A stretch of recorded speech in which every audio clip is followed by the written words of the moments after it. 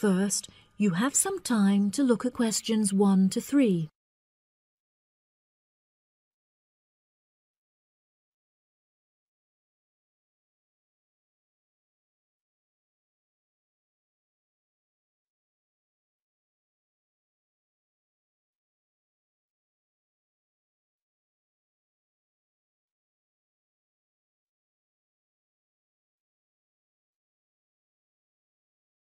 That'll be $23. Right, there's your change. Have a nice trip. Oh, I'll just get your bags out of the boot. Thank you very much. Now, George, let's find the check-in desk. Yes, but with all the changes they have made here at the airport, I'm not sure where the check-in desk is. I know, it's strange, isn't it? Why don't we ask for help? Good idea. What about that man sitting down over there? Which one? The one with the hat on and in the trolley? No, the one with the uniform behind the table. I'll ask him. Excuse me, could you tell me where the check-in desk for France Air is, please? Oh, let me think. The best way to get there would be to turn left at the end there, where the cafe is, and then go straight ahead until you're opposite the departure gates entrance. Oh, no. Sorry. It might be quicker to turn right as soon as you get past the cafe, and keep going along the corridor until you come to the sliding doors at the end. On the left. Yes, that's it. All the check-in counters are in a hall there. I'm pretty sure France Air is directly to your left as you walk in the hall. Thanks a lot. So, it's the left past the cafe and then right opposite... The bookshop. You can't miss it. Come on then, Lisa. We don't want to be late, and I want some time to get a cup of coffee and look around the bookshop. OK, George, but I want to go to the restroom first. I'll meet you at the check-in desk.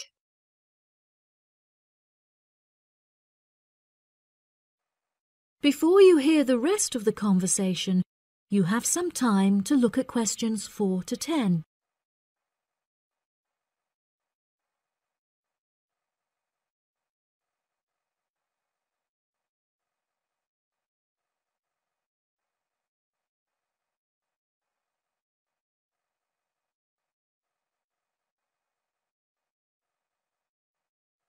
Now listen and answer questions 4 to 10. Good morning. Can I help you? Yes, I would like to check in for flight FA492. Very good. Can I have your ticket and passport, please? Oh, yes, here you are. OK, thanks. If you could just put your suitcase on the scales. Oh, I have this extra box that I want to take as well. OK, well, that's extra luggage, so I'll have to get you to fill out an excess baggage declaration certificate. It'll cost extra, I'm afraid. Let me see. $40 exactly, if the total value of your contents is under $400. Oh, well, what's the form for? It's just a form you have to fill out so that if there are any problems, we'll know where you are and how to contact you. So, if you can give me a few details, I'll key in the information. OK then, your passport says your name is Lavier. Is that right? Yes, George Lavier. George, Lavillliers.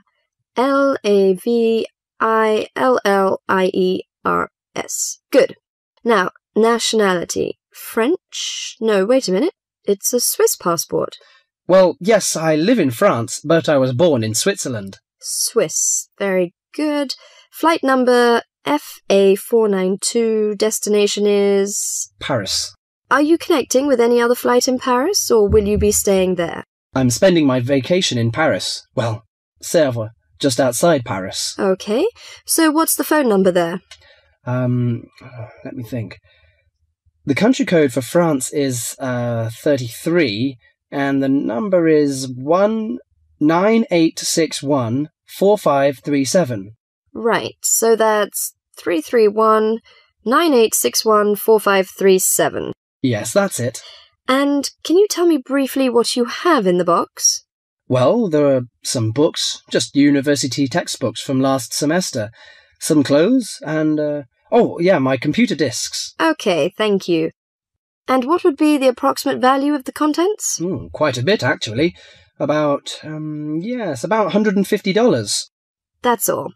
there's your receipt for the box, your passport and ticket, and here is your boarding pass. Gate 7. You can board the plane in about 35 minutes. Have a nice flight. That is the end of part 1. You now have half a minute to check your answers.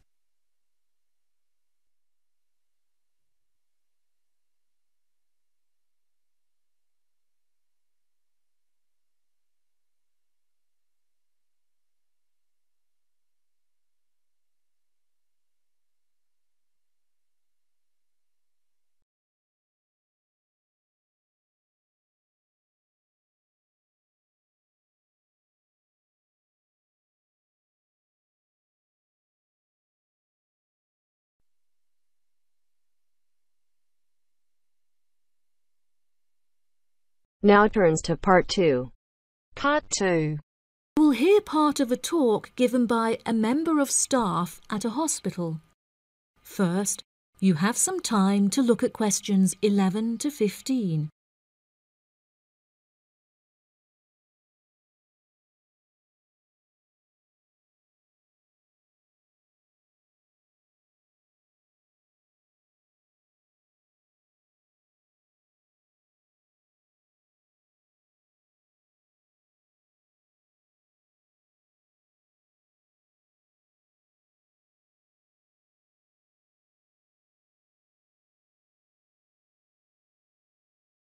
Now listen carefully and answer questions 11 to 15.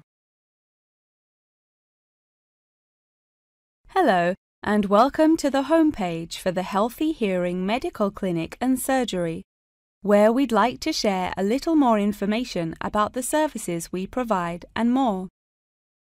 Our hospital is one of the leading specialised hospitals in the United Kingdom, attracting the very best healthcare professionals from around the globe. Not only are we a leading medical practice, but we are also the only hospital in the United Kingdom dedicated entirely to the treatment of and research into the curing of hearing loss. Our facilities and staff here are renowned across Europe, attracting thousands of patients a year. Our consultations can number anything up to 11,000 patients a year. However, we aim to treat around 5,000 patients a year so as to maintain and ensure the quality of our services. Our patients are guaranteed the highest standard of care, as well as the use of our first-class facilities. All patients requiring overnight treatment are provided with their own private room with ensuite facilities, as well as a state-of-the-art entertainment centre, which includes a flat-screen LCD television and PlayStation. Appointments with our healthcare professionals can be made at any time during the week, with female doctors available between 8 a.m. and 11 a.m. If you need to see a doctor outside of these times, please visit the Out of Hours page of our website for more information. Our doctors are all trained to an exceptionally high standard and practice a vast array of specialities. Mr. Roberts is a fully qualified ear and throat specialist.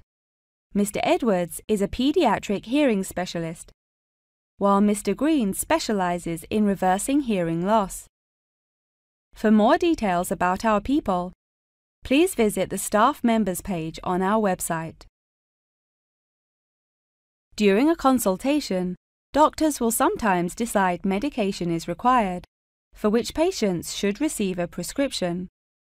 There are several pharmacies within the city. However, we recommend that patients use the pharmacy housed within our healthcare facility. Our in-house pharmacy is well stocked at all times. Our products are competitively priced, and our pharmacists are on hand to help and advise from 8 a.m. until 10 p.m. from Monday to Saturday, and from 9 a.m. until 12 p.m. on Sundays. If you require any help outside of these hours, please see our Out of Hours page on the website. Since the Healthy Hearing Medical Clinic and Surgery also functions as a teaching hospital, we aim to provide our students with every opportunity to expose themselves to medicine in practice. Therefore, we would like to encourage our patients to give their consent for a medical student to attend their consultations. If our patients are not comfortable with this, there will be a form at reception where patients will be able to opt out. Before you hear the rest of the talk, you have some time to look at questions 16 to 20.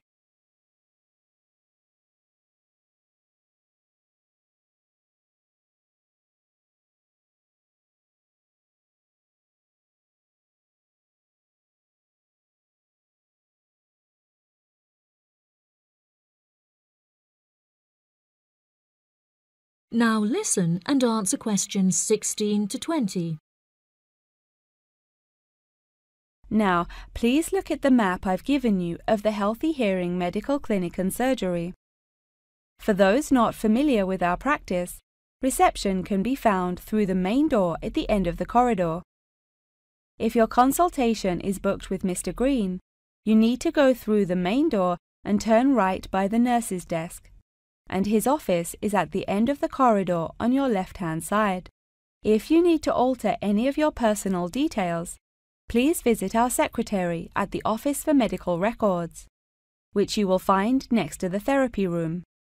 If you're awaiting surgery, please first check in with reception before taking the first door on the right after you enter the clinic. Finally, in the event that you feel disappointed with any of the services we have provided, or have any further questions, please locate our manager's office, which can be found near the Office for Medical Records and between two closets. If you have any more questions about the Healthy Hearing Medical Clinic and Surgery, please do not hesitate to contact us on 01 256 111 111. That is the end of part 2. You now have half a minute to check your answers.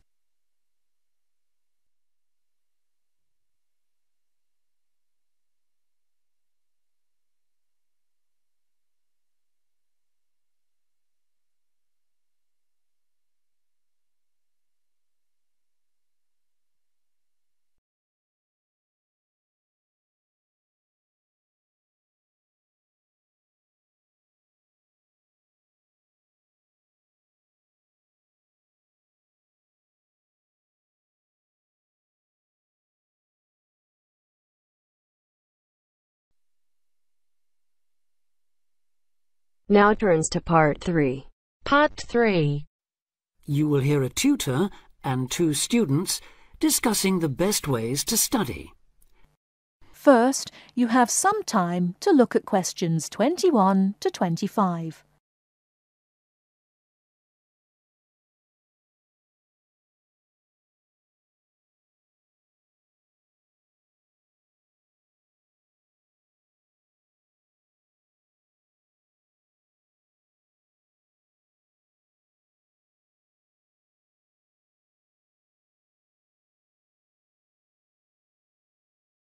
Now listen carefully and answer questions 21 to 25. Well, how are you both settling in? Fine. Yes, no problems. So far, anyway. Good. Remember that as your personal tutor, I'm here to help you if you do have any difficulties. Now, as you know, lectures start on Monday, so I thought we'd look at a few ways of making the most of them, especially in terms of the notes you take. Let's begin by thinking about what you can do before you even go to the lecture. Any ideas?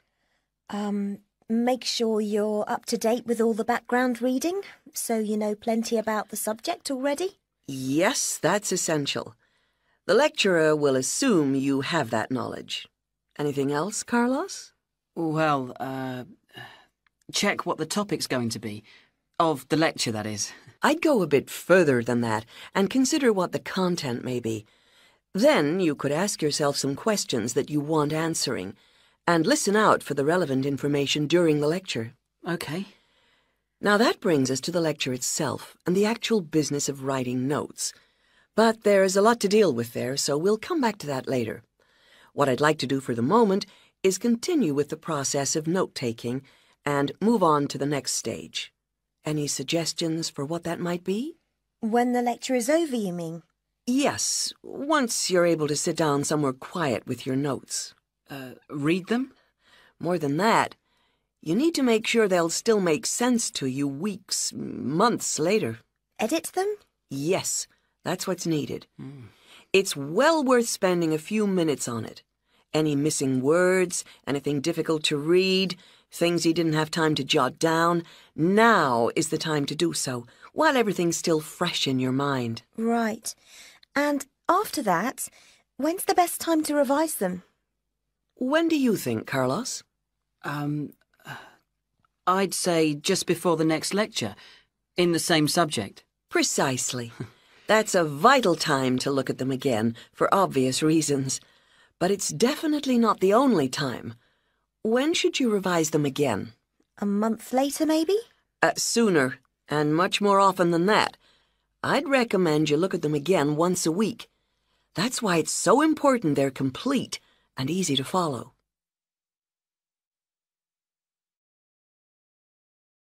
Before you hear the rest of the talk, you have some time to look at questions 26 to 30.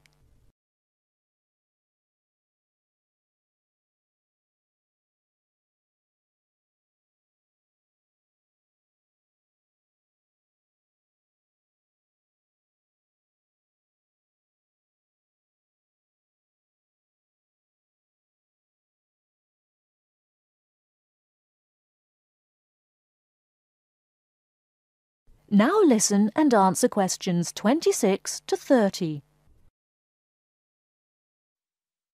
Right. Let's go back to note-taking and begin with the basics before the lecture has even started. What should you do when you walk into the room? Get a good seat, at the front if you can, where you can hear clearly and avoid distractions. Yes, though obviously others will have had the same idea, so it's as well to get there a bit early. So, when the lecture's underway and you're busy jotting things down, what should you try to ensure? That you're getting all the main points. And what if you don't catch something you know must be important? I'd leave a space. Then I could check it later. Perhaps by asking a question at the end and fill it in afterwards. That's an excellent way to deal with it, yes. And there's something else I'd like to mention here. Talking about going through notes afterwards, it's absolutely vital that what you write is legible for one very good reason. It saves time. You'll waste many hours during the course if your revision is held up because you can't read what you've written. Okay. What else can we do to make listening and note-taking more efficient? Well, I always listen out for signpost words. Sorry, what are they? They're the ones lecturers use to say where they're going. A bit like a signpost at a road junction, I suppose. Things like, the first reason is, however, to sum up, and so on. Yes, they can tell you when something important is coming. And help you organize your notes, too. Is there anything else you can add, Carlos? There's something I think's very useful, but it's later, after the lecture is finished. That's fine. Go on. Well, what I do is go through what I've written down, summing up the main points in a few words in the margin, on the left-hand side of the page. I try to use words that'll jog my memory, so that I can remember what everything's about when I look at them again. Yes, that can work very well. What some people do to review their notes is cover up their full notes from the lecture, maybe with a piece of paper or a card, and concentrate just on what they've put in the margin, trying to recall the details. Then they move the cover down a little and check whether they were right. Or you could put your main points on another piece of paper and clip them together. Instead of covering and uncovering, you just hold a page in each hand. Sure. It's down to personal preference, really. Everyone has their own learning style. That is the end of part 3. You now have half a minute to check your answers.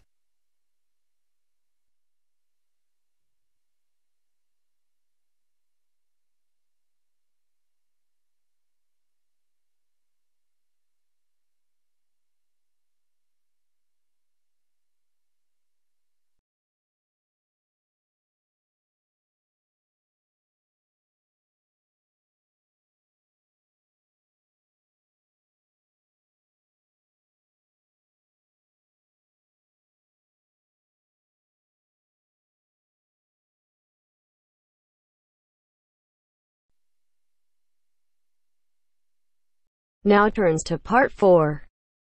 Part 4. You will hear a talk on the research of architecture.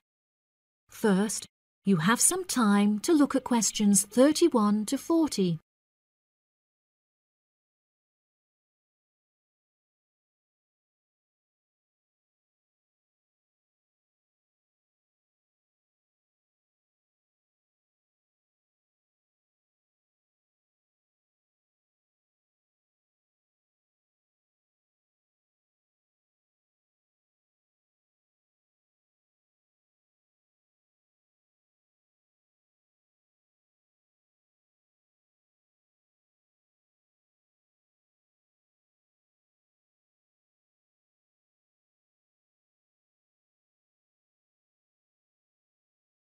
Now listen carefully and answer questions 31 to 40. Welcome, class, to your very first lecture in this series on architecture, conducted by myself, Dr. Torben Dahl. Today we will be looking into the relationship between climate and architecture, where I will be giving you a critical overview of the main climate influences that shape the design of buildings.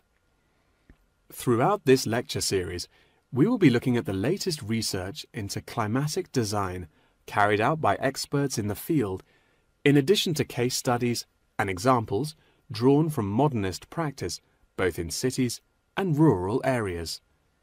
Now, acid rain is one of the climatic elements with the most devastating effects on our architecture.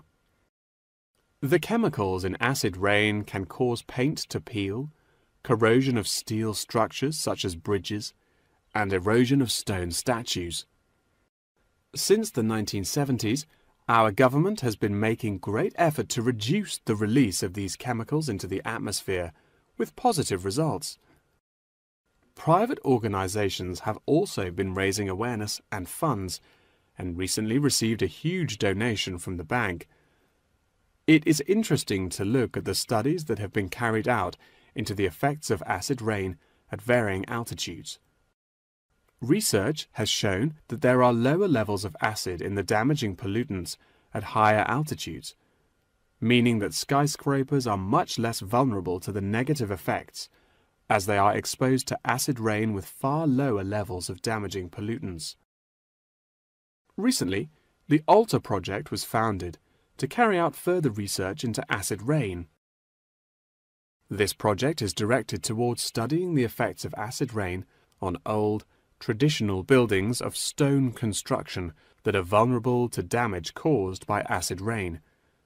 Masonry is particularly vulnerable as it is easily corroded and weakened by the acidic chemicals. It is imperative that we protect these buildings, as they are valuable examples of our history and culture.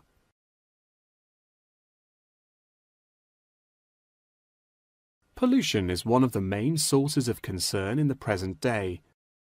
The construction industry contributes considerably as a source of pollution in its day-to-day processes of creating building materials such as concrete and glass. However, more new sustainable methods are being developed to counter this. A recent case study for this is Sky Tower, whose windows have been made from recycled glass to prevent pollution from the glass-making process.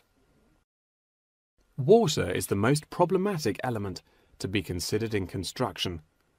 It is imperative that construction elements, such as the insulation, are fitted into the building in dry weather to prevent it from getting wet. This makes winter an undesirable season for construction, as the heavy rainfall can have adverse effects on the building. Another climate type that has an enormous effect on buildings is humidity. Constructions made of steel and stone are largely unaffected by humidity. However, it can have a serious effect on wooden constructions if the timber has not been correctly treated. Moisture from the air can condense in the grain of the wood, which then swells and shrinks in proportion to the magnitude of change in its moisture content. This variation in size can have disastrous consequences. In areas of the world that are prone to earthquakes, certain design and environmental conditions are preferable for protecting buildings in the event of a tremor. Engineers have come up with numerous building procedures to help minimize shaking in buildings. For example, tall buildings have height restrictions and counterweights, and multi-story buildings have reinforced floors and walls. Ground conditions are a cause for worry in many constructions, as often the soil is of the wrong density to protect the foundations. Luckily, technology has now been developed that can help to minimize damage by earthquakes. Seismic sensors can give prior warning when an earthquake is about to happen, so that preparations can be made to protect both the people and the buildings from harm. The movement of building structures can now also be measured and monitored over time by architects. It has been expressed by architects within the design community that it would be valuable to be given special courses for designing buildings within earthquake zones. Guidelines are also expected to be produced by the government in the near future that will give architects a universal checklist to follow. That wraps up the lecture for today. Please remember that attendance is mandatory. That is the end of part 4. You now have half a minute to check your answers.